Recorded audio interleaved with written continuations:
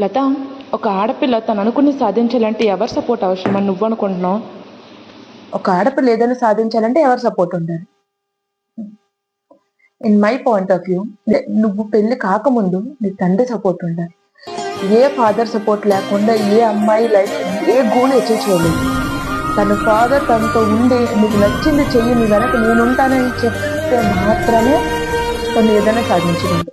పెళ్ళైన తరువాత తన హస్బెండ్ సపోర్ట్ ఉండాలి. నీకు నచ్చింది చెయ్యి, నీ వెనక నేనున్నాను, నువ్వు దేనికి భయపడకు, నీకు నచ్చినట్లు నువ్వు బ్రతుకు, నువ్వు అవ్వాలనుకునేది అవ్వు, మా అమ్మాలు అంటున్నారు చుట్టాలు అంటున్నారు అనేది నువ్వు పట్టించుకోకు అని హస్బెండ్ సపోర్ట్ ఉంటే ఆడపిల్ల ఏదైనా సాధిస్తుంది. చాలా మంది నేను చూశాను ఏంటంటే ఈ జాబ్లోకి పెళ్ళైన తర్వాత 2 పిల్లల తర్వాత కూడా నాతో పాటు జాబ్ కి ట్రైనింగ్ వచ్చిన వాళ్ళని చాలా మంది చూశాను. నేను ఆ క్రెడిట్ అమ్మాయికి ఇవ్వను, వాళ్ళ హస్బెండ్కి ఇస్తాను.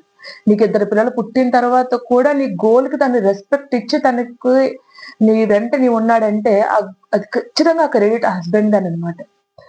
నాకు జాబ్ వచ్చింది, నేను ఈ పొజిషన్ ఉన్నానంటే మాత్రం మా డాడీకి ఇస్తాను.